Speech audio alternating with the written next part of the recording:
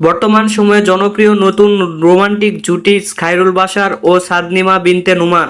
দিন দিন বাংলা নাটকের জনপ্রিয়তা বেড়েই চলেছে। সেই ধারাবাহিকতায় আবারও নতুন নাটক নিয়ে হাজির হয়েছেন জনপ্রিয় এই জুটি। নাটকটির নাম গল্পটা থেকে যায়। এই নাটকটিতে অভিনয় করেছেন বর্তমান সময়ের আলোচিত অভিনেতা খায়রুল বাশার ও আলোচিত অভিনেত্রী সাদনিমা বিনতে নোমান। এই নাটকটি রচনা করেন দেবাশিস চক্রবর্তী ও সুব্রত সজীব এবং রচনা ও পরিচালনা করেন সুব্রত সজীব। নাটকটি খুব শীঘ্রই ঈদে ইউটিউব চ্যানেলে প্রকাশিত হবে। আপনারা দেখতে চাইলে অবশ্যই ঈদে ইউটিউব চ্যানেলে চোখ রাখুন এবং নিয়মিত নতুন নতুন নাটকের আপডেট পেতে হলে অবশ্যই চ্যানেলটিকে সাবস্ক্রাইব করে রাখুন। পরবর্তী ভিডিওর জন্য অপেক্ষা করুন।